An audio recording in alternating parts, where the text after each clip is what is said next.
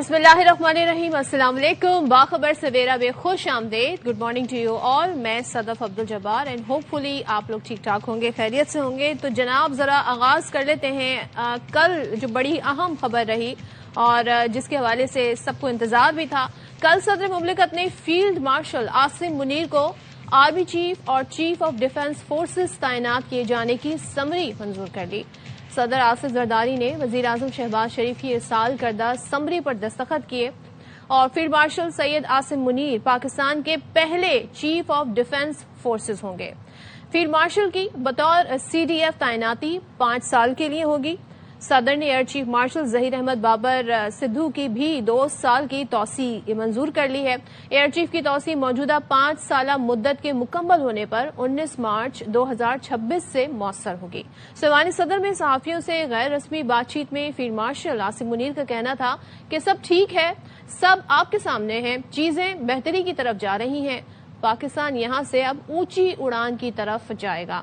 तो कल ये नोटिफिकेशन के हवाले से, समरी के हवाले से खबर आई और बाकायदा समरी भेजी गई और समरी पर दस्तखत हो गए। तो फील्ड मार्शल सैयद आसिम मुनीर के 3 साल बतौर आर्मी चीफ एक बेमिसाल दौर रहा। फौजी महाज हो या सिफारती मैदान या फिर माशी इस्तेहकाम, उनकी क़यादत ने पाकिस्तान को नई समत दी। आर्मी चीफ सैयद आसिम मुनीर की क़यादत में मार्का हक ऑपरेशन बुनियान मरसूस में भारत को बदतरीन शिकस्त से दोचार किया और 10 मई के बाद पाकिस्तान ने अक़वाम आलम में एक नया मकाम हासिल किया।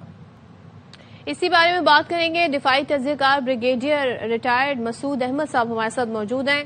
Thank you so much Masood साहब ज्वाइन करने के लिए। सवाल यह है कि ज़ाहिर 27वीं तरमीम में हमने देखा कि फील्ड मार्शल आसिम मुनीर पाकिस्तान के लिए पहले चीफ ऑफ डिफेंस फोर्सेस जो मुकर्रर हुए, ये ओहदा बाकायदा तौर पर तख्लीक किया गया। सो ये कितना अहम स्टेप देख रहे हैं आप? जी हाँ, बहुत शुक्रिया। देखें, बहुत इंपॉर्टेंट डेवलपमेंट है, तारीखी डेवलपमेंट है। पाकिस्तान की तारीख में देखा जाए तो for the first time chief of defence forces का ये ओहदा तख्लीक किया गया है और देखें इसके दूरस नताइज होंगे। लेकिन उससे पहले एक इम्पॉर्टेंट चीज है, लेकिन 27 नवंबर के बाद से जिस तरीके से लोगों ने एक हाइप क्रिएट की हुई थी, जिस तरह वो बेसलेस स्पेकुलेशन हो रही थी, प्रोपेगेंडा कर रहे थे, मिस इन्फॉर्मेशन कर रहे थे, दिन गिन रहे थे और इस किस्म के ट्रिगर कर रहे थे अजीब गरीब किस्म की सूरत हाल, उनको शिकस्त हुई है। और जिस क्लैरिटी के साथ चीजें हुई हैं, और ये पहले से भी चीजें क्लियर थी, तो लेकिन मेरा ख्याल उनके एक बड़ा वाज़ेह मैसेज है कि यहाँ पे कोई इख्तलाफ नहीं है, सब एक ही पेज पे थे लेकिन प्रोसीजर्स फॉलो कर रहे थे।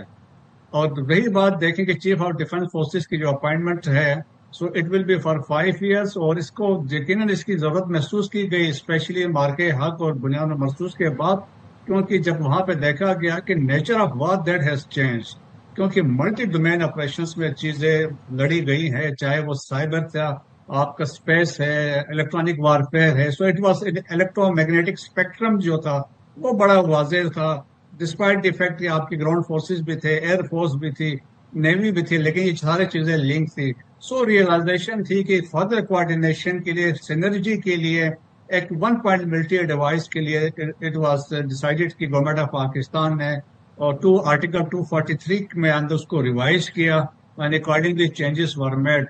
और देखें इसके दूरस्थ नताइज होंगे फ्यूचर में पाकिस्तान में, यकीनन जब आपस में जो कोऑर्डिनेशन होगी, सिनर्जी होगी बिटवीन द सर्विसेज, तो बहुत बेहतरीन होगा और बेहतरीन हिकमत अमली के तौर पे सामने आएंगे। जिस तरीके से एयर चीफ ने अभी 2 दिन पहले एक पासिंग आउट परेड में उन्होंने बात की थी कि ये कामयाबी एक मुश्तरका हिकमत अमली थी and aggressive leadership of field marshal Asim Munir की उन्होंने बात की थी। सो कौम जिस तरीके से ये जंग लड़ी गई थी, कॉन्फ्लिक्ट में पाकिस्तान ने, आर्म फोर्सेस ने परफॉर्म किया, सो दैट वाज की एक्नॉलेजमेंट थी गवर्नमेंट ऑफ पाकिस्तान की और कौम की, और इसके अकॉर्डिंगली सिंबॉलिक ग्रेटिट्यूड के तौर पे वो एक्सेप्ट करने के लिए फील्ड मार्शल बनाया गया और इसके बाद ये अपॉइंटमेंट्स है। और so it is all in the best interest of Pakistan.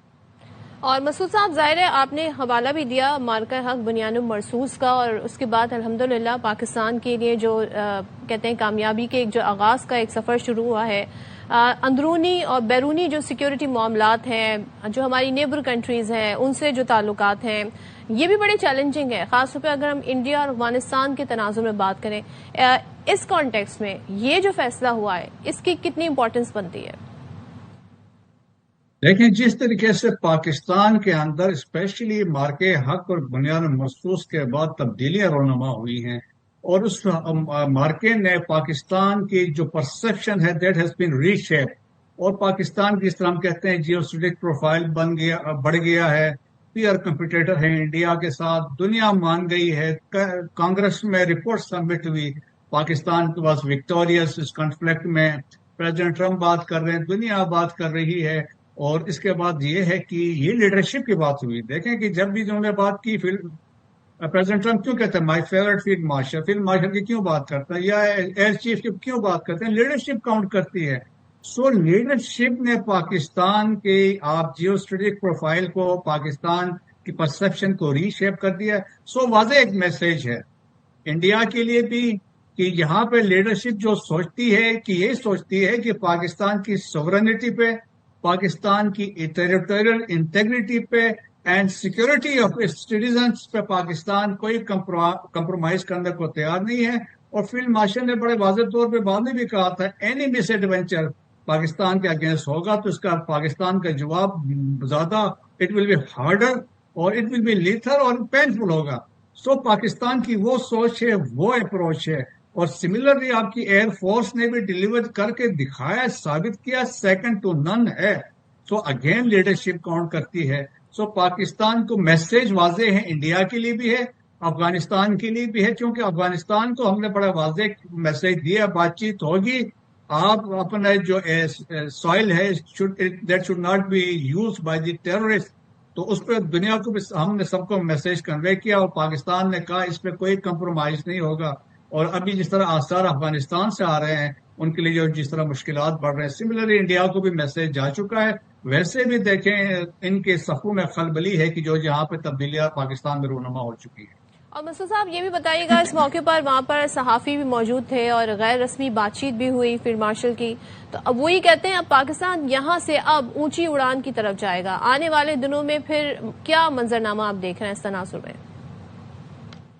देखें कि बेसिकली सब जो है, चाहे वो पॉलिटिकल लीडरशिप है, मिलिट्री लीडरशिप है, उनकी सोच यही है पाकिस्तान की तामीर और तरक्की, पाकिस्तान को मुश्किलात से निकालना है, जो पोलराइजेशन है पॉलिटिकल उससे निकालना है, इकोनॉमिक स्टेबिलिटी की तरफ जाना है, पाकिस्तान की सिक्योरिटी को एड्रेस करना है। सो कोशिशें हमने शुरू से देखी हैं।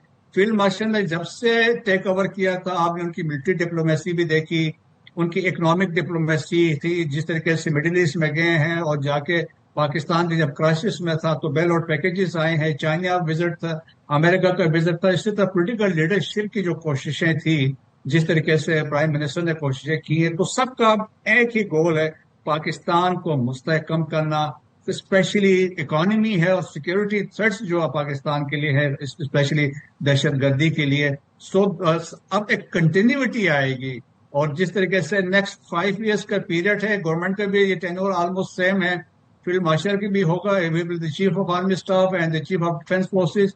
सो सब मिल के जो कंटिन्यूटी होगी उसमें तेजी आएगी, और पाकिस्तान यकीनन जिस तरह फील्ड मार्शल ने कहा है, पाकिस्तान एक अच्छी, जिस तरह एक उम्मीद है, पाकिस्तान बेहतरी की तरफ, मजीद बेहतरी की तरफ गामजन होगा, और इंशाल्लाह भी टाइम है और इसमें बेहतरी के आसार हमें नजर आएंगे। ठीक है, थैंक यू सो मच।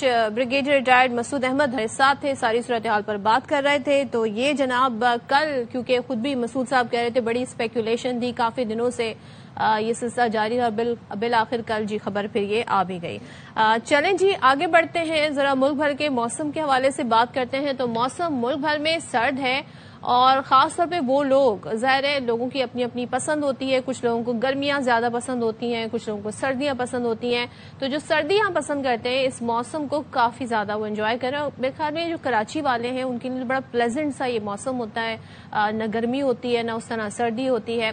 तो साल भर इंतजार करने वालों के लिए अच्छी खबर यह है कि आज से बारिशों और बर्फबारी का इम्कान है, लेकिन हम दुआ गो हैं कि बारिशें जो हैं मुतदिल हो और अब्र रहमत बरसे। ये मौसम का हाल बताने वाले कहते हैं कि मगरिबी हवाओं का सिलसिला शुमाली हिस्सों को मुतासर करेगा, और आज से हल्की बारिश के साथ साथ پہاڑوں پر بھی برفباری ہو سکتی ہے۔ تو محکمہ موسمیات مزید یہ کہتا ہے کہ کے پی ہو، گلگت بلتستان ہو یا کشمیر، بالائی علاقے بارش اور برفباری کا یہاں پر کافی زیادہ امکان ہے، جبکہ دیر، چترال، سوات، کوہستان، شانگلہ اور بٹگرام میں بھی بارش اور برفباری کی پیشگوئی کی گئی ہے۔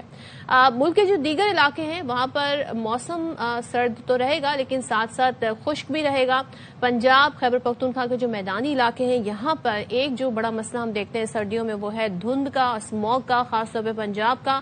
تو اسموگ اور دھند جو ہے وہ رہنے کا یہاں پر امکان ہے۔ یہ تمام تر صورتحال جی موسم کی۔ اور کراچی کی بات کریں تو کراچی میں جی کبھی زیادہ سرد ہو رہا ہے موسم، کبھی ویسے ہی ہو جاتا ہے، تو اٹ ڈیپینڈس کہ کتنی تیز ہوائیں یہاں پر چل رہی ہیں، اس حساب سے موسم میں یہاں پر تبدیلی آتی رہتی ہے۔ اچھا جی، اب جب ہم موسم کی بات کر رہے ہیں تو ذرا ہم بات کر لیتے ہیں کہ گزشتہ شب سپر مون، جسے گولڈ مون بھی کہا جاتا ہے، جس کا نظارہ آپ اس وقت دیکھ رہے ہیں، کافی خوبصورت منظر یہ دیکھنے کو ملا اور پاکستان سمیت مختلف ممالک میں یہ دیکھا گیا۔ اچھا جی، یہ جو سپر مون ہے یہ رات 4:15 پر یہ دیکھا گیا اور 99.8% زیادہ یہ روشن تھا۔ تو زمین سے 3,57,218 کلومیٹر کے فاصلے پر ہونے کی وجہ سے عام طور پر جی مکمل چاند کے مقابلے میں تقریباً 7.9% بڑا اور 15% زیادہ روشن دکھائی دیا۔ اب جہاں جہاں پر کلیئر ویدر ہے وہاں پر اس کو باقاعدہ لوگوں نے عام آنکھ سے، نیکڈ آئی سے اسے دیکھا، لیکن جہاں پر ویدر کلیئر نہیں تھا، کلاؤڈی تھا، تو وہاں پر لوگوں کو ظاہر ہے اس میں کافی مشکل دیکھنے ملی، لیکن یہ بڑا خوبصورت منظر تھا جو ہم نے ساری صورتحال میں دیکھا۔ اچھا جی، یہ تمام تر صورتحال ہے اور ساتھ ہی آپ کو یہ بھی بتا چلیں جی یہاں پر لیں گے شارٹ بریک اور اس بریک کے بعد واپس آتے ہیں۔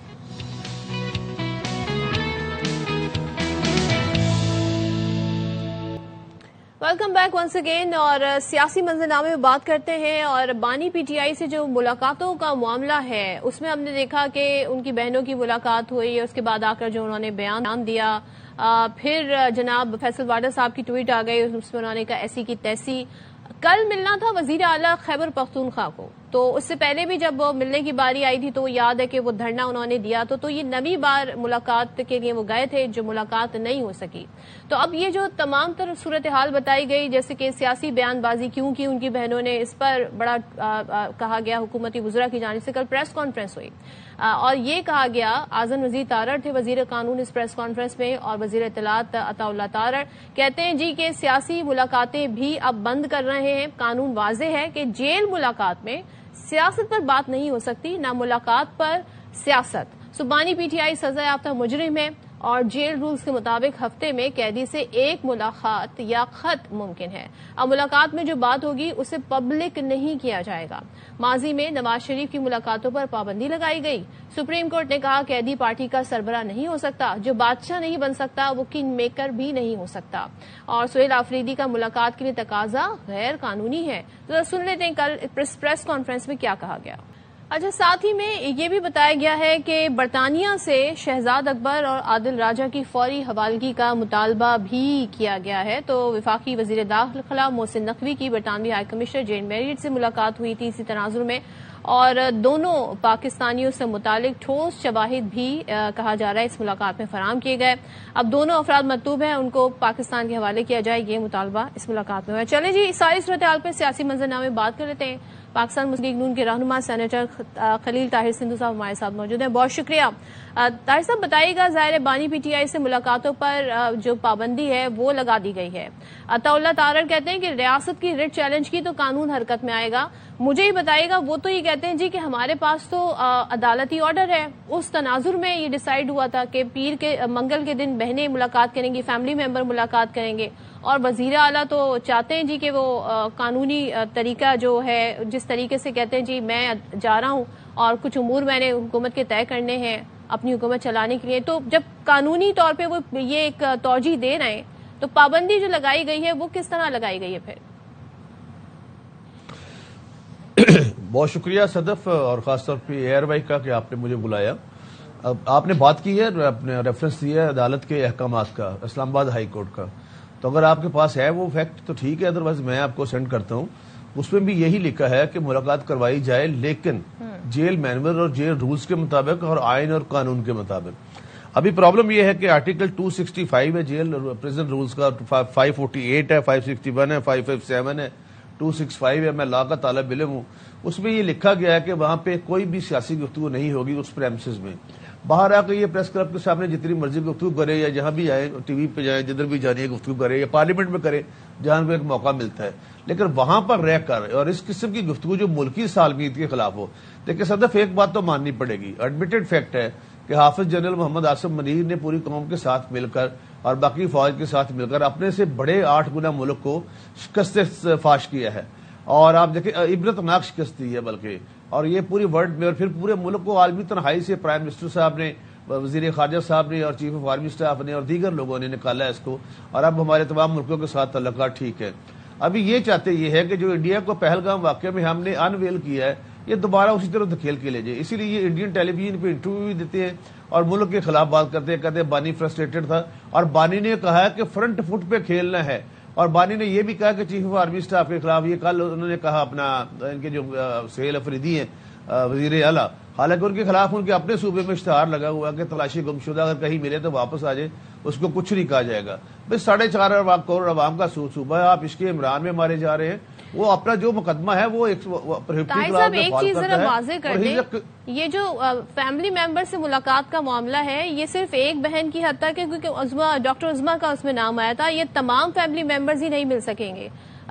وہ ایک الگ بات ہے کہ سیاسی گفتگو نہیں کرنی چاہیے, لیکن کیا ملاقات سرے سے ہوگی ہی نہیں؟ نہیں صدف, آپ نے تو حوالہ دیا ہائی کورٹ کے کیس کا جو ڈوگر صاحب نے اور دوسرے ججز نے فیصلہ دیا تھا. میں اس فیصلے پہ ایز اے لائر بات کر رہا ہوں کہ اس میں لکھا ہوا ہے کہ according to jail manual and jail rules then superintendent have the authority کہ اگر وہاں پہ اس کی وائلیشن ہوتی ہے تو he can cancel the schedule of the جو بھی ملاقات کرتے ہیں.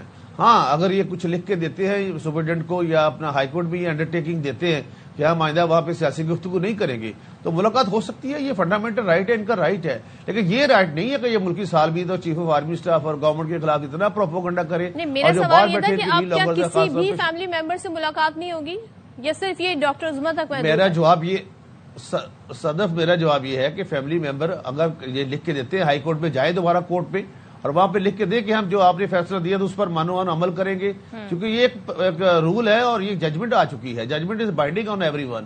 تو اگر یہ اس وقت جا کے وہاں پہ یہ لکھ کے دیتے ہیں ہائی کورٹ میں کہ ہم پولیٹیکل گفتگو نہیں کریں گے تو ملاقات ہو سکتی ہے, اس میں کوئی ایسی بات نہیں ہے. لیکن اس سے ضرور ان کو ایبسٹین کرنا ہوگا کہ یہ جو وہاں پہ جو جتھے لے کے جاتے ہیں. اور سہیل افریدی صاحب, اچھا آپ کو میں ایک نئی بات بتا دوں, سہیل افریدی کی تناظر مجھے بتا دیں, کیونکہ آپ کو کیا ان سے بھی خدشہ ہے کہ وہ بھی آ کر کوئی سیاسی بیان دیں گے؟ کیونکہ وہ یہ کہتے رہے جب سے انہوں نے حلف اٹھایا, پہلے تو وہ یہ کہہ رہے تھے جی مجھے کابینہ تشکیل دینی ہے تو اس کے لیے مشورہ کرنا ہے, پھر دیگر امور کے لیے. تو انہوں نے تو کیا, ان کی طرف سے کیا ریزن ہے کہ ان کو ملاقات کی اجازت نہیں مل رہی؟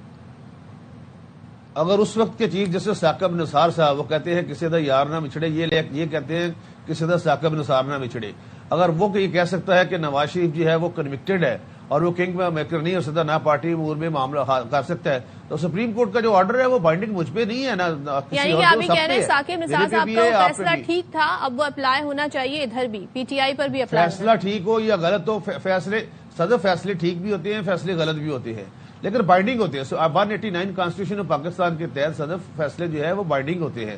اگر یہ میاں نواز شریف پر یہ فیصلہ اب لاگو ہوا تھا تو ان پہ کیوں نہیں ہو سکتا؟ یہ انوکھے لانڈے ہیں, یہ تو مساوات کی بات کرتے تھے, آرٹیکل 25 کی بات کرتے تھے, کہتے تھے کہ سب کو سارے برابر ہیں. ٹھیک لگی تھی پھر؟ میں یہ نہیں کہہ رہا, میں کہہ رہا ہوں فیصلے غلط بھی ہو سکتے ہیں, فیصلے ٹھیک بھی ہو سکتے ہیں, لیکن اگر ایک فیصلہ ہو گیا تو وہ تو بات کی بات ہے نا. اگر اس سے بڑی کورٹ اس کو سیٹ ڈیسائیڈ کرتی ہے تو اب تک تو وہ ان فیلڈ ہے نا وہ, تو اس لیے یہ سیاسی گفتگو نہ کرے جا کے, میری ان سے کون روکتا ہے ملاقات کرنے سے. دوسرا آپ نے سہیل افریدی کی بات کی تو وہ بھی اشتہاری ہے, ابو الاسرار صاحب نے کل دہشت گردی کے جج نے ان کو اشتہاری قرار دیا ہے. تو ابھی ہم اشتہاریوں کی ایک کنوکٹڈ جو پرزنر ہے اپنا, اور جس کو 14 سال کی قید ہوئی ہے, جو ممنوعہ کلاس میں پروہیبٹڈ کلاس میں فال کرتا ہے, ہم اب ان کے لیے ملاقاتیں ارینج کرتے, پھر ایسے نہیں ہوگا, اس طرح سے ملک نہیں چلے گا. اور اگر ملک کی سالمیت, لیکن وہ اشتہاری جنہیں آپ کہہ رہے ہیں وہ تو آ کر این ایف سی کی میٹنگ بھی اٹینڈ کر رہے ہیں, وہ تو کے پی کے وزیر اعلیٰ بھی ہیں, تو یہاں پہ تو مختلف ہم منظر دیکھ رہے ہیں. جی Sadaf, no doubt he is chief minister of the K P, اور انہوں نے این ایف سی میں ملاقات کیا, لیکن وہ ہم پہ کوئی احسان نہیں کیا. وہ ان کو پیسے ملنے ہیں, اس کا فنڈامنٹل رائٹ ہے کہ آ کے اپنے صوبے کے عوام کی نمائندگی کرے, وہاں سے پیسے ملتے ہیں.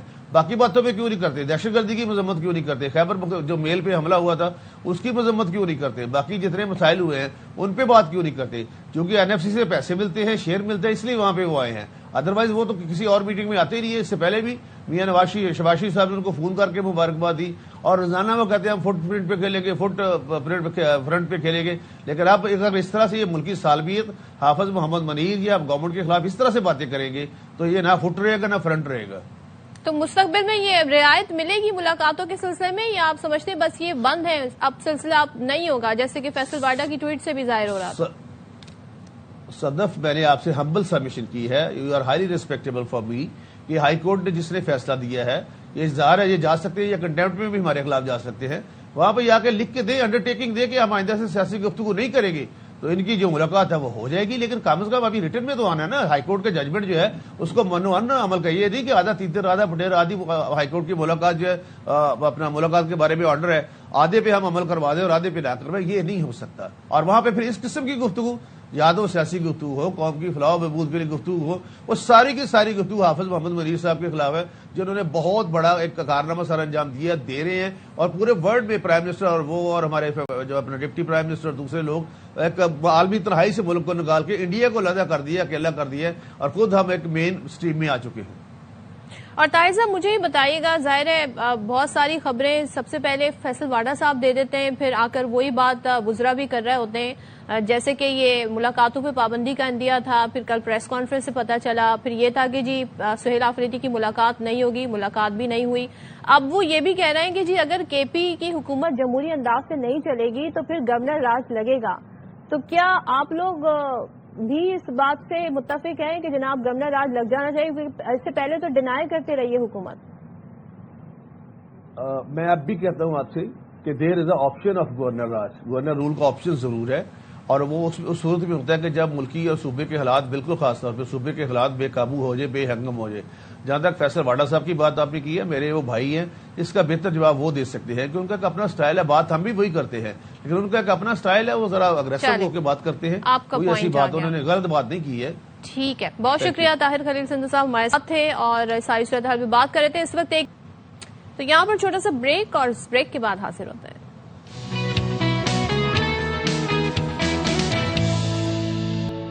ویلکم بیک ونس اگین، اور بات کریں گے KP پولیس کے حوالے سے۔ خیبر پختونخوا پولیس نے دہشت گرد گروپ کو انجام تک پہنچا دیا ہے، یہ کیا کارروائی رہی، کیا اس کی ڈیٹیل ہے، اس پر بات کر لیتے ہیں ہمارے نمائندے عدنان طارق سے۔ عدنان بتائیے گا پولیس مزید کیا بتا رہی ہے؟ جی بالکل، پشاور پولیس نے جو ہے کل ایک اہم آپریشن کیا، اور پشاور پولیس کی اسپیشل آپریشن ٹیم نے جو ہے خیبر پختونخوا کے ضلع شانگلہ میں اور پشاور شاہپور کے علاقے میں کارروائی کی، اور کارروائی جو ہے 15 سال سے دہشت کی علامت سمجھے جانے والے لالے گروپ کے خلاف کی گئی تھی۔ لالے گروپ پشاور پولیس کے مطابق بتایا جاتا ہے کہ یہ 35 سے زائد مقدمات میں جو ہے وہ مطلوب تھے، نہ صرف پشاور کو بلکہ نوشہرہ اور چارسدہ میں بھی اغوا برائے تاوان، بھتہ خوری، پولیس ٹارگٹ کلنگ اور اس کے ساتھ سے قبضہ گروپوں کے ساتھ مل کر جو ہے مختلف کارروائیوں میں جو ہے وہ مطلوب تھے۔ 35 سے زائد مقدمات پر مطلوب لالے گروپ کے خلاف کل بڑا آپریشن کیا، اور آپریشن اسپیشل ٹیم نے جو ہے وہ شانگلہ پورن کے علاقے میں کیا، جہاں پر جو ہے لالے گروپ کے تینوں بھائی جو ہے جن کو لال شیر اور ان کے ساتھ ساتھ جان شیر اور رمضان شیر کو جو ہے وہ اس آپریشن میں جو ہے وہ ہلاک کر دیا گیا۔ پولیس کے مطابق بتایا جا رہا ہے، CCP پشاور سے کل جب تفصیلات سے بات ہوئی تو ان کا کہنا تھا کہ پشاور پولیس شہر کے امن کے حوالے سے جو ہے ایسے تمام بڑے اقدامات اٹھاتی رہے گی کہ جو لوگ امن کو سبوتاژ کریں گے، اور پشاور میں جو ہے جرائم پیشہ عناصر کے حوالے سے جو ہے جو فہرستیں تیار کی گئی ہے وہ تقریباً 38 سے 40 لوگوں کی ہے، اور اس میں 10 ایسے لوگ شامل ہیں جن کے خلاف اب بھی 25 مقدمات جو ہیں وہ درج ہے۔ تو کل کے کامیاب آپریشن کے بعد جو ہے CCP پشاور کا کہنا ہے کہ آپریشن کا یہ سلسلہ جو ہے وہ جاری رہے گا، جرائم پیشہ عناصر کے خلاف پولیس کو مطلوب افراد جو ہے ان کے خلاف یہ آپریشن جاری رہے گا۔ 15 سال سے لالے گروپ پشاور میں جو ہے وہ دہشت کی علامت تھی، اور کئی بڑے چھوٹے مقدمات میں پشاور پولیس کو مطلوب تھے۔ اسپیشل ٹیم نے جو ہے گزشتہ روز پہ خیبر پختونخوا کے ضلع شانگلہ کے پورن میں علاقہ آپریشن کیا، جہاں پہ آپریشن مکمل ہونے کے بعد بتایا جاتا ہے کہ اسلحہ، دستی بم اور کچھ موبائل ریکور ہوئے ہیں، اور موبائل سے مزید جو ہے اپ ڈیٹ پر کام کیا جا رہا ہے۔ ٹھیک ہے، بہت شکریہ عدنان طارق، ساری ڈیٹیل بتا رہے تھے اس حوالے سے۔ اور پولیس نے جی 15 سال بعد اس گینگ کے خلاف جو کارروائی ہوئی ہے منطقی انجام تک ان دہشت گردوں کو پہنچایا ہے۔ تو یہاں پر ہم بریک لیتے ہیں، بریک کے بعد واپس آتے ہیں۔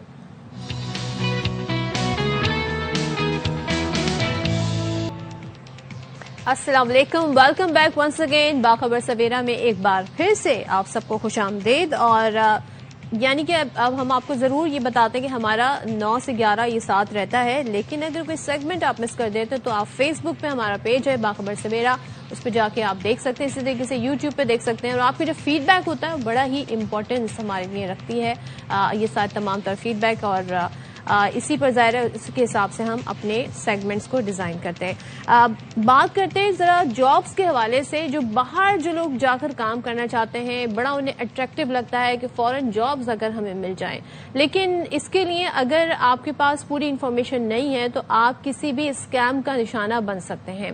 अब इस सिलसिले में पिछले दिनों खबर भी आई, बल्कि FIA ने खबरदार किया कि बैरून मुल्क नौकरियों के लिए जाने वालों को होशियार रहना चाहिए। FIA के मुताबिक मुख्तलिफ ममालिक में पाकिस्तानियों को जाली मुलाजमतों की पेशकश करके निशाना बनाया जा रहा है। यानी ऐसे जालसाज मौजूद हैं दुनिया भर में जो लोगों को अट्रैक्ट करते हैं, जॉब के उन्हें झांसे देते हैं। अच्छा, जाली मौके हासिल करने वाले पहले अच्छी तरह तस्दीक कर लें ताकि किसी भी मुश्किल में पड़ने से वो बच सकें। खासतौर पे जो ममालिक हैं जहां पर जॉब्स के लिए बुलाया जाता है उनमें शुमार है थाईलैंड का, वियतनाम का, कंबोडिया में ये जो माफिया है जो ये स्कैम कर रहा है, लोगों के साथ फ्रॉड कर रहा है, काफी ज्यादा सरगर्म है। अब खुसूसी तौर पर कौन से ऐसी जॉब्स हैं जिनके लिए ये लोगों को अपनी तरफ अट्रैक्ट करते हैं, वो जनाब IT सेक्टर की है, कॉल सेंटर्स में है। अब पाकिस्तानी नौजवानों को हम देखते हैं कि बहुत ज्यादा तनख्वाहों का लालच भी दिया जाता है और फिर उन्हें गैर कानूनी सरगर्मियों, अब वो गैर कानूनी सरगर्मियां क्या है, इसमें शामिल है साइबर और मालियाती जराइम पर मजबूर किया जाता है। ये एक ऐसे सिस्टम के तहत उनसे काम करवाया जाता है कि उनको अंदाजा तक नहीं होता कि वो क्या काम एक्चुअली में कर रहे हैं। तो बजामत करने वालों को संगीन नताइज का सामना भी करना पड़ता है, यानी जिनमें तशद्दुद तक मामला चले गए, खानदान से भत्ता वसूली का मामला भी इसमें शामिल है।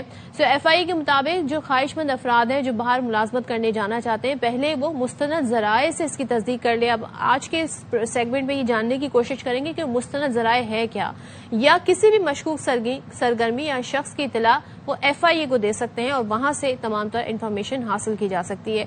पिछले कई अरसे से हम देख रहे हैं इस तरह के स्कैम्स भी सामने आ रहे हैं और जाहिर है जो बाहर चले जाते हैं उनके लिए बड़ा मुश्किल हो जाता है फिर वहां से अपने कानूनी मामलात को डील करना या अपने साथ जो उनके ऊपर बीत रही है उसे बताना। लेकिन FIA इस बात के हवाले से खबरदार कर रहा है कि मुस्तनद जराए जो हैं उनसे इस बारे में तस्दीक कर ली जाए। और खासतौर पर कुछ ममालिक की कैटेगरी उन्होंने इस हवाले से शामिल की है जो ये बता रही है कि यहाँ से ज्यादा स्कैम होता है। जालसाज जो हैं वो लोगों को यहाँ बुलाते हैं, उनसे फिर गैर कानूनी काम करवाते हैं, जिनमें ज़ाहिर है IT सेक्टर की जॉब है, कॉल सेंटर की जॉब है, ये तमाम तर मामलात हैं। तो चलें जी इस पर बात कर लेते हैं। गुफ्तगू के लिए हमारे साथ मौजूद हैं director FIA Lahore captain retired Mohammad Ali Zia साहब। उनसे भी बात करेंगे और जानेंगे कि ये किस तरीके से लोगों से रब्ता करते हैं, क्या कोई इश्तिहार दिया जाता है, कोई ऑनलाइन सोशल मीडिया पर किसी तरीके से कोई जॉब क्रिएशन या जॉब ऑफर के हवाले से बाकायदा तौर पे पोस्ट लगाई जाती हैं। तो ये वो तरीक़ाकार हैं जिसके हवाले से हम इस प्रोग्राम में जानना चाहेंगे और इसकी डिटेल भी आपके साथ शेयर करेंगे। लेकिन इससे पहले गुफ्तगू हो रही थी कि किस तरीके से बैरून मुल्क अट्रैक्टिव जॉब्स का ऑफर दी जाती हैं और फिर लोगों को वहां पर स्कैम में फंसा दिया जाता है। इसी पर बात कर लेते हैं। Director FIA Lahore captain retired Mohammad Ali Zia साहब इस वक्त हमारे साथ हैं। Thank you so much Zia साहब ज्वाइन करने के लिए। सबसे पहले तो मुझे बताइएगा ये किस तरीके से नौजवानों से खासतौर पर पाकिस्तान के तनाजुर में बात करें रब्ता करते हैं, किस तरीके से जॉब ऑफर की जाती है इन्हें?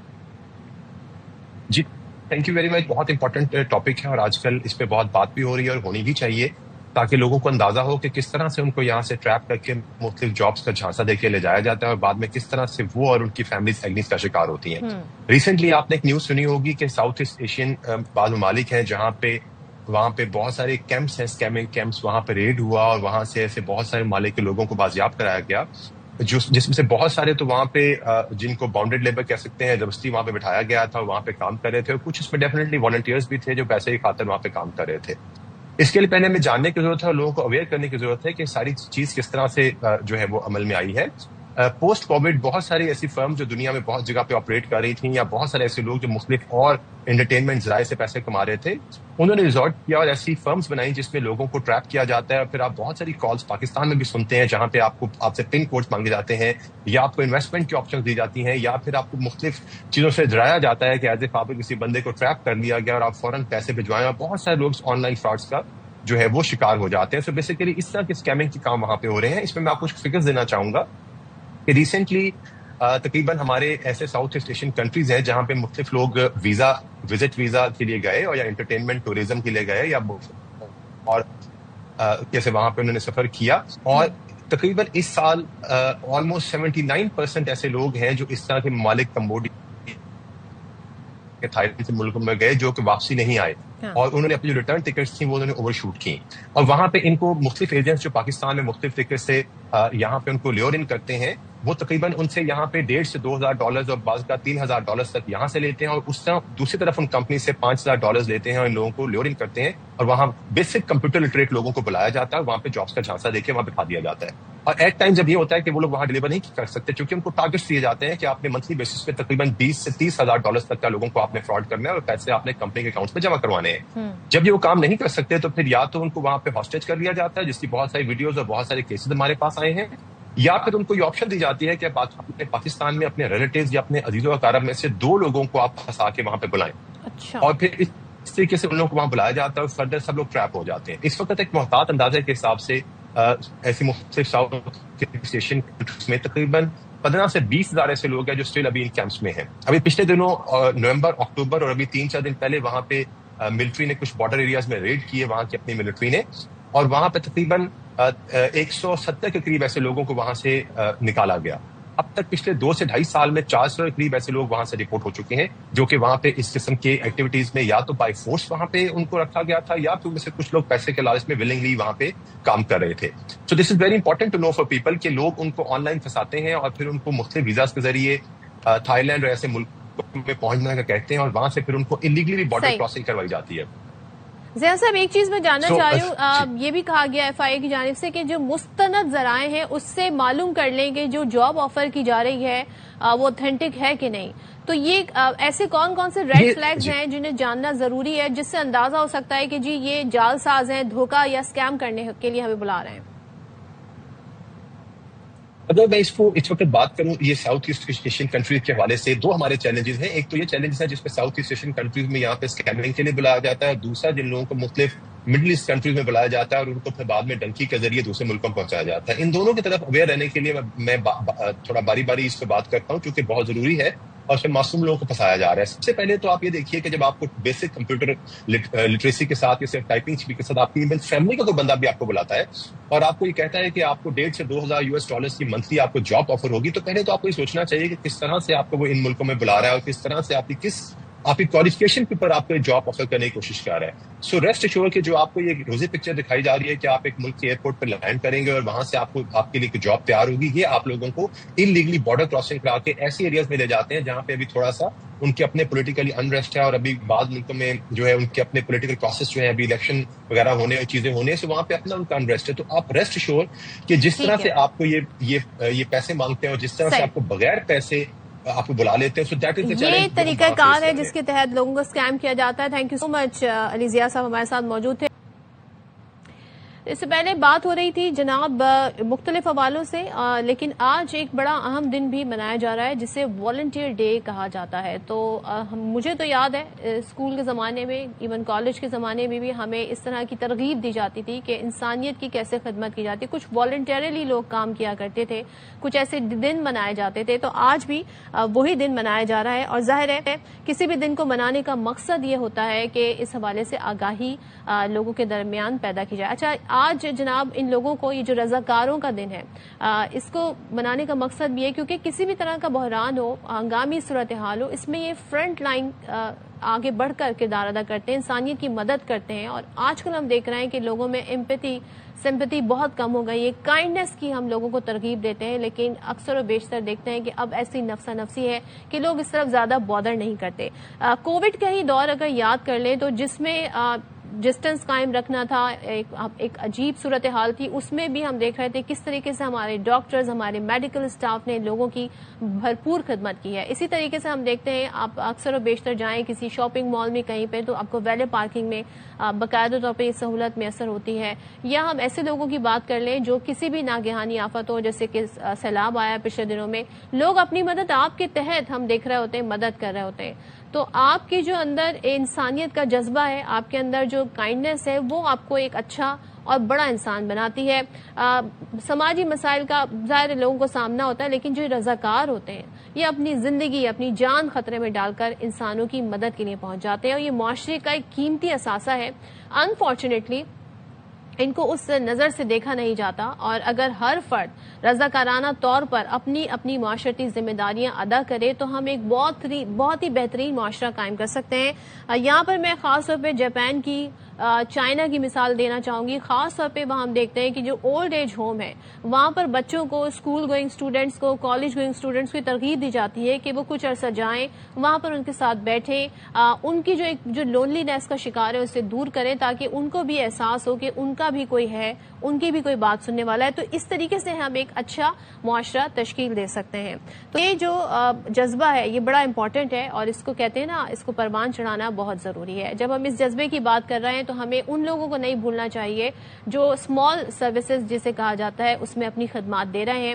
ظاہر تنخواہ ان کی اتنی نہیں ہوتی ہے، لیکن اکثر و بیشتر ہم دیکھتے ہیں کہ لوگ ان کو ٹپ دے دیتے ہیں، جس سے مقصد یہ ہوتا ہے کہ وہ ان کی سروسز سے خوش ہوتے ہیں، یا سم ٹائمز وہ چاہتے ہیں کہ ان کی مدد کر دیں. تو اس طریقے سے ہم دیکھتے ہیں کہ یہ ایک بڑا خوبصورت انسانی جیسچر ہے، اور اس کو کہتے ہیں نا یہ دوسرے کے چہرے پہ خوشی لے آتا ہے. ہو سکتا ہے اس کی جس طریقے سے مدد ہو جائے تو بہت بہتر ہو سکتا ہے. اچھا جی، بہت ساری انوکھی خبریں بھی آتی ہیں اور ہم حیران ہو جاتے ہیں کہ آج بھی دنیا میں ایسے لوگ ہیں جو اس طریقے سے کہتے ہیں نا مال غنیمت مل جائے تو اسے لوٹا بھی دیتے ہیں. تو فیصل آباد میں سترہ پنجاب کی ورکر ہیں نصرت بی بی، انہوں نے ایمانداری کی مثال قائم کر دی ہے. نگہبان پورہ کا علاقہ ہے، یہاں پر یہ تعینات تھی، اور نصرت بی بی کو کچرے میں سے ایک شاپر ملتا ہے جس میں ایک نہیں، دو نہیں، پورے 9 لاکھ روپے تھے. اب ان کی آنیسٹی کا آپ اندازہ لگائیں، انہوں نے اپنی جو وہاں پر اور والنٹیئرز ورکر تھے ان کے ساتھ مل کر جی اس مالک کو ڈھونڈا کہ اس کی امانت میں نے واپس کرنی ہے. اور اس کی حوالے سے ہم دیکھ رہے ہیں کہ ظاہر ہے 9 لاکھ روپے بڑی اماؤنٹ ہوتی ہے، لیکن انہوں نے اس کی باقاعدہ کوشش کی اور اس شخص کو جو ان کا مالک تھا اسے ڈھونڈا، اور یہ پیسے لوٹانے میں انہوں نے بڑی ہیلپ کی. تو قمر زمان ہمارے نمائندے موجود ہیں، ان سے جانتے ہیں کہ کیا یہ صورتحال رہی، نصرت بی بی کو 9 لاکھ روپے کس جگہ سے ملے اور کس طرح انہوں نے اس مالک تک یہ پیسے پہنچائے. تو قمر ذرا بتائیے گا یہ واقعہ کس طرح سے ہوا، پھر مالک کو کیسے ڈھونڈا، اور رقم ملنے کے بعد مالک کے تاثرات کیا تھے؟ جی نصرت، یہ فیصل آباد کا علاقہ ہے نگہبان پورہ، جہاں پر یہ عثمان ٹاؤن کی رہائشی نصرت بی بی جو ہے وہاں پر سترہ پنجاب پروگرام کی ورکر ہیں، اور گزشتہ 10-12 سال سے یہ جو ہے ڈیوٹی کر رہی ہیں. تو یہ 1 دسمبر کا یہ واقعہ ہے کہ یہ روٹین کے مطابق جب صبح کے اوقات میں اپنے علاقے میں مختلف گھروں سے کچرا جمع کرنے کے بعد جب یہ جو متعلقہ جو ان کا اسٹیشن ہے جہاں پر ان کا بڑا آہنی کنٹینر پڑا ہوتا ہے، وہ جو ہینڈ کارٹ ہوتی ہے، ہاتھ ریڑھی ہوتی ہے، اس میں سے وہ کوڑا تمام ورکر لے جا کر تو وہ اس کنٹینر میں ڈالتے ہیں. تو اس سے پہلے یہ جو کوڑا کچرا ہوتا ہے وہ کنٹینر کے باہر گرایا جاتا ہے نیچے، اور وہاں سے لکڑی کی چپٹیوں کی مدد سے پھر وہ اٹھا کر کوڑا جو ہے کنٹینر میں ڈالا جاتا ہے. تو اسی دوران جب یہ نصرت بی بی جب یہ کچرا لے کر وہاں گئیں تو یہ کوڑا اٹھا رہی تھی وہاں سے کچرا کنٹینر میں ڈالنے کے لیے. تو اسی دوران وہ شاپر جس میں رقم تھی 9 لاکھ روپے کی وہ تھوڑا سا پھٹ گیا. وہ شاپر جو ہے تو وہ بڑا گندا سا اور پرانا سا تھا جس میں وہ رقم رکھی گئی تھی. تو ان کو اس میں سے جو ہے وہ نوٹوں کی گڈیاں نظر آئیں، تو انہوں نے جب اس کو دیکھا تو اس میں بھاری مالیت جو ہے وہ خطیر رقم جو اس میں موجود تھی. اور نصرت بی بی نے فوراً جو ہے اپنے جو انچارج ہیں علاقے کے انسپیکٹر ہیں طارق یوسف، ان کے پاس چلی گئی، ان سے رابطہ کر کے رقم ان کو دی اور ان کو بتایا کہ یہ کچرے میں سے یہ رقم ملی ہے.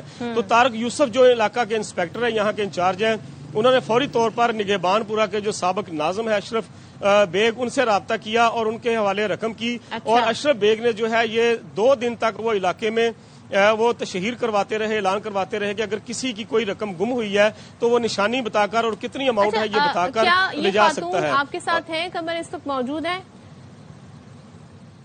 जी बिल्कुल, नुसरत बीबी हमारे साथ तो मौजूद है। जरा उनसे ही हमारी फिर आप उनसे बात करके बताइएगा कि ज़ाहिर है ये बड़ा अमाउंट है, तो किस तरीके से और फिर इनको अप्रिसिएशन मिली, क्या इनके तासुरात हैं इस पर? जी बिल्कुल, डिप्टी कमिश्नर फैसलाबाद ने जब ये सारे मामले का उनके नोटिस में आया तो उन्होंने गुज़िश्ता रोज अपने ऑफिस में बुलाकर नुसरत बीबी को 3 लाख रुपए का इनाम दिया, उनको शील्ड दी और उनकी तनख्वाह में इजाफा करने का भी ऐलान किया, जबकि उन्होंने ये भी वादा किया कि उनके एक बेटे को मुलाजमत भी दी जाएगी। नुसरत बीबी हमारे साथ मौजूद है। नुसरत बीबी, क्या कहेंगे आपने ये बड़ा ईमानदारी की एक मिसाल कायम की है वर्कर्स के लिए और तमाम दूसरे लोगों के लिए, तो आपको ये अवार्ड मिला, तो क्या कहना चाहेंगी आप? मैं मरीम नवाज का शुक्रिया अदा करनी है सबसे पहले, तो उसके बाद में शुक्रिया अदा करनी है डिप्टी कमिश्नर का। तो 9 लाख रुपए आपके पास है, तो क्या कहना चाहेंगी? आपके दिल में नहीं आया कि मैं रख लूं, जरूरियात पूरी करूं? क्या आपके जज्बात थे? दिल च ਤੁਹਾਨੂੰ ਪਤਾ ਹੀ ਪੈਸੇ ਦੇਖ ਕੇ ਆਉਂਦੇ, ਲੇਕਿਨ ਮੇਰੇ ਦਿਲ 'ਚ ਇਹ ਸੀ ਕਿ ਜਿਹਦੇ ਪੈਸੇ ਉਹਨੂੰ ਵਾਪਸ ਜਾਣ, ਉਹਨੂੰ ਵੀ ਪਤਾ ਨਹੀਂ ਕਿੰਨੀ ਕੁ ਜ਼ਰੂਰਤ ਹੈ, ਪਰੇਸ਼ਾਨ ਹੋਏਗਾ। ਮੈਂ ਇਸੇ ਤੋਂ ਫਿਰ ਆਪਣੇ ਇੰਸਪੈਕਟਰ ਨੂੰ ਪੈਸੇ ਦੇਤੇ, ਤਾਰਕ ਯੂਸਫ ਨੂੰ, ਉਹਨੇ ਉਹਨਾਂ ਨੂੰ ਪਹੁੰਚਾ ਦਿੱਤੇ। किस लिए रकम उन्होंने घर में की? कैसे? शादी सी पता नहीं उन्होंने बेटी की, जी, और जिस दिन लैन आया उन्होंने कहा मेरी बेटी की शादी है। तो आपको इनाम मिला है, तो क्या कहना चाहिए? कितनी खुशी है आपको? मैंने बहुत खुशी है, बहुत ज्यादा खुशी। मेरे बेटे को नौकरी भी मिली ठीक है, है। मेरी तनख्वाह भी उन्होंने बढ़ाई है और कमर मुझे हमारे इनाम नुमाइंदे नुसरत बीबी के जी हमरा बिल्कुल, मौजूद जैसा हैं। कि आपने देखा। हाँ जी, तो ये बड़ी कहते हैं ना, ऐसे भी लोग हैं जिनके अंदर ये जज्बा ईमानदारी का, और इसको अप्रिशिएट करना इसलिए जरूरी है ताकि बाकी लोग भी उनके लिए भी मिसाल बने और वो भी कहते हैं ना इस तरीके से फिर एक्ट करते हुए हमें नजर आए। थैंक यू सो मच कमर, हमारे नुमाइंदे फैसलाबाद से हमें सूरत हाल बता रहे थे। छोटा सा मैं यहाँ पर ब्रेक लूंगी, ब्रेक के बाद जल्दी से वापस आते हैं, आपने कहीं नहीं जाना।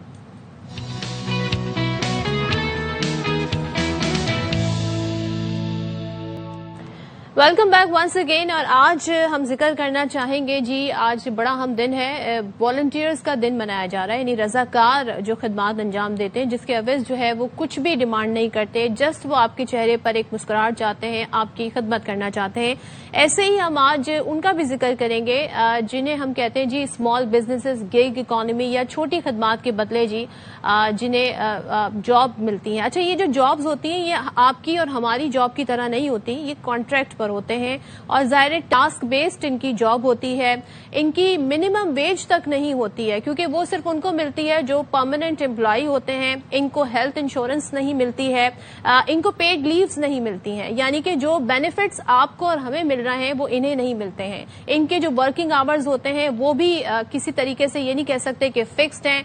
कैसा भी मौसम हो, बारिश हो, सर्दी हो, गर्मी हो, ट्रैफिक का कंजेस्शन हो, रोड भी कैसे हो, अमन अमान की कैसी सूरत हाल हो, ये जो राइडर्स होते हैं, जो ऑनलाइन डिलीवरी, चाहे वो आपके पार्सल लेकर आ रहे हो, चाहे आपका खाना लेकर आ रहे हैं, या फिर जो वैले पार्किंग में मौजूद जो रजाकार हैं, जो यहाँ पर काम करने वाले हैं, उनकी इतनी इनकम नहीं होती। कुछ लोग साइड हसल के तौर पर भी ये काम कर रहे होते हैं और अंदाजा लगाया जा सकता है कि अगर वो दूसरी जॉब के साथ एक और जॉब कर रहे हैं तो उनकी जिंदगी में कितना स्ट्रेस होगा। ऐसे में अगर डिलीवरी लेट हो जाए तो जो कस्टमर है वो काफी ज्यादा गुस्से का इजहार करता है, इससे एक मेंटल स्ट्रेस भी उसे मिलता है। दूसरे, अगर वो टाइम पर ना पहुंचे और अगर वो कस्टमर जी शिकायत कर दे उस कंपनी को जहां से वो राइडर आए, तो फिर उस राइडर को काफी ज्यादा सुनने को भी मिलता है, या उस वैले पार्किंग वाले को भी काफी ज्यादा सुनने को मिलता है, तो उनकी जॉब जो है हर वक्त खतरे में रहती है। तो हमें ये सोचकर इनके साथ इंसानियत का जज्बा रखना चाहिए। तो जब हम इन्हें इजाफी रकम कभी दे देते हैं तो ये इजाफी रकम हो सकता है इनके किसी काम आ जाए, और ज़ाहिर ये रकम देने का मकसद भी होता है कि हम इनकी किसी तरीके से हेल्प कर दें। हमारा दीन भी हमें इस बात की तरगीब देता है कि हमें लोगों का ख्याल रखना चाहिए, खास तौर पर उन लोगों का जो एक तो आपके आगे हाथ नहीं फैला रहे, जॉब कर रहे हैं, लेकिन उनके आपको अंदाजा हो सकता है कि उनकी जॉब किस तरीके से है, इन्हें पैसों की जरूरत भी हो सकती है। तो ये बड़ा एक खूबसूरत जज्बा है, इसमें कोई हर्ज नहीं, लेकिन हम अक्सर और बेशतर देखते हैं कि इन लोगों के साथ जो सलूक किया जाता है वो काफी ज्यादा गैर इंसानी होता है। 50, 100 या 200 इजाफी रुपए दे देना कोई बहुत बड़ी रकम नहीं है, ये एक छोटा सा कदम है, एक छोटा सा इकदाम है जिससे इनके लिए आप बहुत कुछ कर सकते हैं। और इनकी मेहनत को आप इनकी मेहनत और वक्त को आप एक कदर एक्नॉलेज कर सकते हैं, कदर की निगाह से देख सकते हैं। और अगर कोई थोड़ी देर लेट भी हो गया है تو آپ بھی تو کبھی اپنی جاب پر لیٹ ہو جاتے ہوں گے. تو اگر آپ کو آپ کے باس ذرا کھری کھری سنا دیں تو آپ کا پورا دن کیسا گزرتا ہے اس کا اندازہ آپ لگا لیں. دوسرے ہمیں ان کے حالات کا بھی اندازہ کرنا چاہیے کہ کن حالات سے گزر کر یہ آپ کا آئٹم، یہ آپ کی ڈیمانڈ جو ہے وہ آپ کے ڈور سٹیپ پر لے کر آتے ہیں. تو ذرا اس پہ بات کر لیتے ہیں. ہمارے ساتھ موجود ہے motivational speaker Umair Jallianwala. Thank you so much Umair join کرنے کے لیے. آج ویسے بھی رضاکاروں کا دن منایا جا رہا ہے، لیکن ہم اکثر بیشتر دیکھتے ہیں کہ جو ہمارے اس طرح کی جاب کرنے والے بھائی بہن ہیں یہ بھی رضاکار ہی ایک طریقے سے. ظاہر ہے اتنی رقم انہیں ملتی نہیں، ٹاسک بیسڈ ہوتی ہے، ڈیلی ویجز ہوتی ہیں. ان کے ساتھ بڑا غیر انسانی سلوک بھی دیکھنے کو ملتا ہے. اس کی ہمیں کس قدر اس چیز کو کنڈیم کرنا چاہیے کہ یہ سلوک نہ روا رکھا جائے، بلکہ ان کو تو بلکہ آئیں تو ان سے پوچھنا چاہیے بھائی آپ نے پانی پی لیں، کیسے ہیں آپ، یہ والے آپ سمجھتے ہیں جیسٹر دکھانے چاہیے؟ جی، اچھے کردار کی علامت تو یہی ہے کہ ہم اپنے سے نیچے طبقات والے لوگوں سے کیسے پیش آتے ہیں، اور ہم اکثر کمپنی کا غصہ ان پہ اتار رہے ہوتے ہیں. تو یہاں کمپنی بھی قصوروار ہوتی ہے کہ وہ کال نہیں اٹھا رہی ہوتی، انہوں نے ان لوگوں پہ چھوڑا ہوا ہوتا ہے، اور کہیں نہ کہیں ان لوگوں کی بھی کچھ نہ کچھ غلطیاں ہوتی ہیں. لیکن آپ جو اشارہ کر رہی ہیں کہ ہمارا ظرف بڑا ہونا چاہیے، اور بالکل جو ہماری طرف کوئی پارسل لے کر آئے، کوئی ہماری خدمت پہ مامور ہو، جو سیکیورٹی گارڈ ہے اس کی آمدن بہت کم ہے، وہ جو کھانا لا رہا ہوتا ہے وہ ہزاروں کا ہوتا ہے، جو کہ اس کی اپنی اگر آپ سمجھیں تو اس کے مہینوں کی بھاگنے دوڑنے کی اس کی اپنی کمائی ہوتی ہے، جس کا وہ ایک پارسل آپ کی میرے لیے لے کر آ رہا ہوتا ہے اکثر اوقات. تو بہت فرق ہوتا ہے، اور اس فرق کا صرف مال میں نہیں پتہ چلنا چاہیے بلکہ آپ کے انداز میں، آپ کے کردار میں پتہ چلنا چاہیے. تو باہر تو کلچر ہے، ایک سرٹن فیصد مقرر ہوتی ہے جو کہ آپ نے ٹپ کرنی ہوتی ہے ہر ویٹر کو، اپنے ارد گرد لوگوں کو ایک کلچر بنا ہوا ہے. لیکن ہمارے ادھر لوگوں کے اوپر ہے، اور اکثر لوگ یہ بھی کہتے ہیں کہ ان کو اپنی اجرت سے ملنا چاہیے، ان کو اپنی سیلری سے ملنا چاہیے. لیکن میں آپ سے پوچھنا چاہوں گا کہ آج کے دور میں جتنی ان کو تنخواہ ملتی ہے اس سے گزارا ممکن ہے؟ اور یقیناً آپ یہ بات ریکگنائز کرتے ہوں گے کہ نہیں ہے. تو آپ کا یہ مال دینا ایک تو اپنے بھی اس چیز کی پاکی ہے، لیکن ساتھ ساتھ اور آپ کا اچھا محسوس کرنا بھی ہے، دینے میں بڑی خوشی ہوتی ہے. لیکن ان کے لیے جو آمدنی کا وہ تھوڑا سا اضافہ ہوتا ہے ہر پارسل سے، وہ مل کے ان کے لیے بہت ساری چیزیں ممکن بناتا ہے. تو آپ اس میں کردار ادا کر رہے ہوتے ہیں، اس کو اس نیت سے دیکھیں. اور ظاہر ہے آج ہم جب اس پہ بات ہی کر رہے ہیں تو اکثر بیشتر ہم دیکھتے ہیں ابھی پچھلے دنوں جو کراچی میں بارشیں ہوئی وہ حالات ہوں، یا کراچی میں اس سے پہلے امن و امان کی صورتحال ہو، یا پورے ملک کی بات کر لیں، جس طریقے سے موسم سرد ہو، سخت ہو، یہ آتے ہیں ٹریفک کے ہجوم سے نکل کر، جس طرح کی سڑکیں وہاں سے نکل کر اپنی زندگیوں کو خطرے میں ڈال کر، اور منیمم پیسوں کے عوض اکثر و بیشتر لوگ انہیں لیٹ کروا دیتے ہیں کہ بھائی چینج نہیں ہے. چینج کا ایک بڑا ایشو ہوتا ہے جس کی وجہ سے ان کی نیکسٹ ڈلیوری لیٹ ہوتی ہے، پھر وہاں سے بھی کسٹمر ان پہ غصہ کرتا ہے، پھر ان کے پلیٹ فارم سے بھی یہ شکایت چلی جاتی ہے. تو ہمیں اس صورت میں کیا کرنا چاہیے ایز کسٹمر؟ ہمیں ان کے ساتھ کیا رویہ رکھنا چاہیے؟ جی، ایک تو یہ احساس کرنا چاہیے کہ ہم خود ان دنوں میں باہر نہیں جا رہے ہوتے، تبھی ہم ان کو بلا رہے ہوتے ہیں ڈلیوری کے لیے، اور وہ ان مشکل حالات کا مقابلہ کر کے ہمیں وہ کھانا پہنچا رہے ہوتے ہیں، ہمیں وہ چیزیں پہنچا رہے ہوتے ہیں. تھوڑا سا یہ احساس کہ ہم بھی اسی سڑک پہ جب گزرتے ہیں تو ہم بائک والوں کو کیسے ٹریٹ کرتے ہیں، یہ وہاں سے بھی تعلق رکھتا ہے. اور پولیس والے ان کو کیسے ٹریٹ کرتے ہیں جو کہ ان کا اور وقت لیتے ہیں. کہیں نہ کہیں میں بائک والوں کو اور ڈلیوری والوں سے بھی گزارش کرنا چاہوں گا کہ آپ ضرور چینج لایا کریں اپنے ساتھ، آپ بھی ضرور آسانی پیدا کیا کریں. کسٹمر جو بات بار بار کہتا ہے، اس کسٹمر کی سروس میں آپ کا بڑا اہم کردار ہوتا ہے. ایز دا آپ کیونکہ فیس کرتے ہیں کسٹمر کو، وہ کمپنی نہیں فیس کر رہی ہوتی، آپ اس کی جگہ پہ کر رہے ہوتے ہیں. تو اس کمپنی نے بڑی چیزیں وعدہ کیا ہوا ہوتا ہے جس کو نبھانے کے ذمہ دار آپ ہوتے ہیں. لیکن یہ تو کسٹمر کی رسپانسبلٹی ہوتی ہے نا کہ وہ اماؤنٹ، مطلوبہ اماؤنٹ اس کے پاس ہونا چاہیے، وہ چینج بھی اس کے پاس ہونا چاہیے. اور اگر نہیں ہے ان کیس تو وہ یہ بتائے کہ جی میرے پاس چینج نہیں ہے، تو گزارش کریں پلیٹ فارم سے کہ جی آپ اس طرح کا انتظام کر کے رائڈر کو بھیجیں. اور بہت مرتبہ کیونکہ میں نے ان کمپنیوں کے ساتھ کام کیا ہے تو میں نے یہ بھی شکایات سنی، لوگ اوپر تک بلاتے ہیں، کراچی کی تنگ گلیاں، اس میں سے ایک تو گھر پہنچنا اور پھر اوپر تک جا کے ڈیلیور کرنا. میں بالکل آپ کی بات کے ساتھ ہوں. آسانی پیدا کرنے کا حکم اللہ نے ہم سب کو دیا ہے. اللہ نے اپنی کتاب میں کہا ہے کہ اس نے کچھ کو دیا ہے, کچھ کو نہیں دیا, اور دونوں کو ایک دوسرے کی خدمت پہ معمور کیا ہے. تو ہمارا خدمت کا حصہ یہ ہے, اور ہمیں یہ بالکل جیسے آپ بات کر رہی ہیں مشکل نہیں بنانا چاہیے, لیکن ساتھ ساتھ میں دوسروں سے بھی گزارش کرتا ہوں کہ انہیں بھی مشکل نہیں بنانا چاہیے. کہیں کہیں وہ بھی مشکل بناتے ہیں جس وجہ سے کسٹمر, کیونکہ اس نے بھی مہمانوں کے لیے انتظام کیا ہوتا ہے. ہم سب نے مل کے ایک دوسرے کا دن بھی بہتر بنانا ہے. اور اپریسیشن ایک اور میں بات کہنا چاہوں گا کہ تھوڑا سا تعریف کا جذبہ, جب پارسل ٹائم پہ آ جائے, جب اچھا انسان لے آئے, جب ٹائم پہ ہو جاتا ہے تو ہم اس کے بارے میں کچھ نہیں کہتے, ہم کہتے ہیں یہ تو اس کا کام ہے. اگر وہاں پہ ہم زیادہ اپریسیشن اپنائیں تو بھی ہم بہت حوصلہ بڑھا سکتے ہیں. بالکل انسانیت کا جذبہ ہونا چاہیے. تھینک یو سو مچ عمیر, بہت شکریہ. اور جناب یہ چھوٹی چھوٹی چیزیں جس سے آپ اپنے اندر جو ہے وہ خدمت کا جذبہ بھی آگے بڑھا سکتے ہیں. لوگوں کے ساتھ اگر ہم اچھا سلوک کریں گے تو اس سے آپ کی شخصیت جو ہے وہ مزید آگے اچھی گرو کرے گی. اور ظاہر ہے یہ ایک انسانی معاشرہ ہے جس میں ہمیں ان انسانی رویوں کو دیکھنا ہوگا. چلیں جی, ایک small break, meet after this break.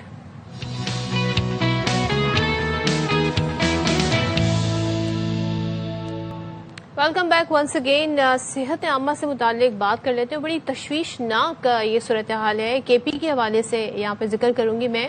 وہاں پر ضم شدہ 7 اضلاع میں ایڈز کی بیماری تیزی سے پھیلنے کا انکشاف ہوا ہے, جس پر ماہرین صحت نے شدید تشویش کا اظہار بھی کیا ہے. کہا گیا ہے کہ آگاہی کی کمی ہے اور محکمہ صحت کی ناقص توجہ کے باعث صورتحال یہاں پر مسلسل بگڑ رہی ہے. اعداد و شمار کیا بتا رہے ہیں؟ اعداد و شمار یہ بتا رہے ہیں کہ شمالی وزیرستان میں HIV کے 383 کیسز ہیں. ضلع خیبر میں یہ تعداد 313 ہے, جبکہ 7 اضلاع میں HIV کیسز کی تعداد 1488 تک پہنچ گئی ہے. تو یہ وہ تعداد ہے جو سامنے آئی ہے. لوگوں کی اکثریت اکثر و بیشتر اس کے حوالے سے ٹیسٹ ہی نہیں کرواتی ہے, اور بہت سارے لوگوں کو اس بارے میں معلوم ہی نہیں ہوتا ہے. تو کیوں ایسی صورتحال ہے اور اس کے لیے کیا جا رہا ہے, اس پر بات کریں گے خیبر پختونخوا کے ایڈز کنٹرول پروگرام کے آفیسر جلال خان صاحب. تھینک یو سو مچ جلال صاحب. سب سے پہلے تو بتائیے گا کہ وجوہات کیا ہیں جو یہ مرض تیزی سے پھیل رہا ہے؟ جی السلام علیکم.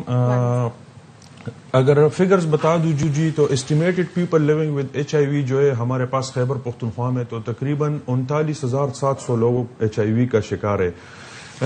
اس طرح اگر رجسٹرڈ لوگ دیکھ لے تو اس میں ہمارے پاس 9,800 لوگ ابھی تک HIV جو رجسٹرڈ کیسز ہے ہمارے پاس خیبر پختونخوا میں رجسٹرڈ ہے. آپ نے ابھی بات کر دی کہ خیبر پختونخوا میں ہیلتھ کی ناقص کارکردگی, تو اس طرح تو نہیں ہے, یہ مزید بڑھتی ہوئی کیسز نہیں ہے. ہمارے لیے جو لمحہ فکریہ بات ہے وہ ہے جو 39,000 اسٹیمیٹڈ لوگ ہیں ان کو ہم نے اپنے ٹریٹمنٹ نیٹ پہ لے آئیں گے. تو یہ پچھلے سال اگر فگرز دیکھ لے تو یہ اسٹیمیٹڈ لوگ جو تھے وہ تو ہمارے پاس 32,000 لوگ تھے. ابھی یہ 39,000 پہ چلے گئے, اور نئے اگلے سال پہ 1 جنوری کو یہ 2026 میں 44,000 پہ چلے جائیں گے. پچھلے سال اگر دیکھ لے تو ہمارے پاس 1,264 لوگ رجسٹر ہوئے تھے ہمارے ٹریٹمنٹ نیٹ میں. ہمارے پاس خیبر پختونخوا میں 13 HIV کے سینٹر, HIV ایڈز کے سینٹر کام کر رہے. یہاں پہ ہم ان کو فیملی کیئر سینٹر کے نام سے پکارتے. فیملی کیئر سینٹر ہمارے ہر ڈویژن میں ایک فیملی کیئر, ہر ڈویژن میں فیملی کیئر سینٹرز ہے. جس طرح پشاور میں اگر دیکھ لے تو ہمارے پاس حیات آباد میڈیکل کمپلیکس میں اور لیڈی ریڈنگ ہاسپٹل میں فیملی کیئر سینٹر ہے پشاور ڈویژن میں. اس طرح مردان میں مردان اور ثوابی میں باچاہان میڈیکل کمپلیکس اور ڈسٹرکٹ ہیڈ کوارٹر ہاسپٹل مردان میں. بٹخیلا میں ہمارے پاس فیملی کیئر سینٹر ہے. اس طرح اگر آپ دیکھ لے تو سوات میں, باجوڑ میں, میران شاہ میں, آگاہی مہم کے حوالے سے بتائیے گا. اور دوسرے یہ کہ وجوہات کیا ہیں, کس وجہ سے یہ پھیل رہا ہے؟ جی لوگ جو مائیگرنٹس باہر سے آتے تو ان کو ڈیپورٹ کیا جاتا ہے. وہ یہاں پہ بغیر کسی کو بتائے جا کے اپنے فیملی کے ساتھ ملتے, وہاں سے ٹرانسمیشن ہو رہی ہے. یہاں پہ اگر دیکھ لے تو کی پاپولیشن میں جو MSMs ہے ہمارے پاس, FSW man sex to man female sex workers ہے. اس طرح جو جنرل پاپولیشن ایک ڈیٹا اگر دیکھ لے خیبر پختونخوا میں تو سب سے زیادہ ہمارے پاس خیبر پختونخوا میں جنرل پاپولیشن میں جو ان سیف سیکشول پریکٹسز چل رہے, جو یہ ضروری نہیں ہے کہ ہم زیادہ تر چیزوں کو جنسی تعلقات کے ساتھ جوڑتے, لیکن یہاں پہ اگر خیبر پختونخوا میں دیکھ لے تو اگر نان اسٹیریلائز سامان یوز ہو رہے، کویکری ہیلتھ کیئر کمیشن ابھی اس پہ کام شروع کر دیے، جو کویکریز چل رہے، جو ڈینٹسٹری کے اکوپمنٹس ہے، حجام کے دکان پہ ابھی اگر مردان میں دیکھ لے تو مردان میں ہم نے سارے جتنے بھی فوڈ ہینڈلرز تھے اور باربر شاپس تھے، سیلونز تھے، وہاں پہ ہم نے اسکریننگ کر دی، تقریباً 2200 لوگوں کو ہم نے اسکرین کیا. تو اس میں سے 150 ہمارے پاس ہیپیٹائٹس کے کیسز، ہیپیٹائٹس سی کے کیسز نکلے، 80 ہیپیٹائٹس بی کے، اور ایک ہی کیس ہمارے پاس HIV کا نکلا تھا. تو ہم اس پہ کام کر رہے ہیں، یہ نہیں ہے کہ ہم کام نہیں کر رہے. ہمارے پاس ریسورسز سے بھی جو اکثر لوگ آتے ہیں تو ان کی وجہ سے بھی ظاہر اس میں کچھ اس سے متاثرہ بھی ہوتے ہوں گے. تو اس ایئرپورٹ پہ اسکریننگ کا پھر پراپر انتظام کوئی ایسا لاہے عمل کیا ہے آپ نے تیار؟ نہیں، ابھی نہیں کیا. ابھی جو ہم نے نیا PC1 پروپوز کیا ہے گورنمنٹ کو، ابھی ہم نے سبمٹ کیا ہے ڈپارٹمنٹ ہیلتھ ڈپارٹمنٹ کے پاس. تو وہ تقریباً ہم نے 2.6 بلین کا PC1 بنایا. جو پچھلا اس پروجیکٹ کا PC1 تھا وہ تقریباً 500 ملین کا تھا. ہم نے اس کو انکریز کر دیا. ابھی اس میں سے 40 کروڑ روپے ہم نے صرف بیہیویئر چینج کمیونیکیشن کمپوننٹ کے لیے رکھے کہ ہم نے آگاہی مہم، ریلیجس لیڈر کو ہم نے انوالو کیا کہ وہ جمعے کے دن لوگ ٹیسٹ نہیں کرتے، اسکرین نہیں کرتے. UNAIDS کہہ رہے کہ 95 جتنے بھی پاپولیشن ہے ہمارے پاس، تو اس میں سے 95% لوگوں کو اپنے HIV اسٹیٹس کا پتہ ہونا چاہیے. اس کے بعد جو دوسرا 95 ہے، کتنے بھی اسکرین ہو جائے، اس میں سے اگر خدا نخواستہ کوئی پازیٹیو کیس آ جائے تو اس میں سے 95 ہمارے پاس پھر ٹریٹمنٹ نیٹ میں ہونے چاہیے. جو لوگ ہمارے پاس دوائیاں لے رہے اور ان کی وائرل لوڈ سپریسڈ ہو، اور تیسرا 95 ہمارے پاس وائرل لوڈ کو پریزنٹ کر رہے. تو ہمارے پاس جب وائرل لوڈ ان کی سپریسڈ ہو تو وہاں سے ٹرانسمیشن پر رک جاتی ہے. تو ہماری یہی کوشش ہے کہ ہم ان لوگ 39,000 لوگ ہیں، اس میں 9,000 ہمارے پاس رجسٹرڈ ہے، باقی جو 30,000 لوگ ہیں ان کو ہم اپنے ٹریٹمنٹ نیٹ میں شامل کر دیں. تو یہ ہمارے لیے بہت سکسیسفل اور بہت اچیومنٹ ہے بہت بڑی. اور اس میں بھی تقریباً ہم نے 1300 کیسز رجسٹر کر دیے نومبر تک، اور ابھی 1 مہینہ باقی ہے.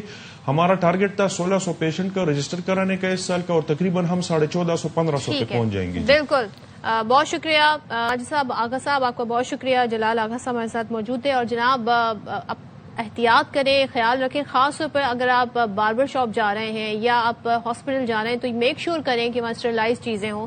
یہ بھی بڑا میٹر کرتا ہے. اچھا جی، ذرا ہمارا مسئلہ تو تھا ہی، کراچی والے اس سے بڑا ریلیٹ کر سکیں گے. جگہ جگہ آپ کو پان کی پیکیں، دیواریں ایسی نظر آئیں گی، آپ کہیں گے بھئی یہ کیا طریقہ کار ہے. لیکن جب آپ باہر کسی ملک میں جائیں، وہاں اگر آپ ایسے حالات دیکھیں تو بھئی بڑی حیرانی ہوتی ہے. اب یہاں پہ انگلینڈ والے بھی جی پان کی پیک سے پریشان ہیں. وہاں تک جی پان کی پیک چلی گئی ہے.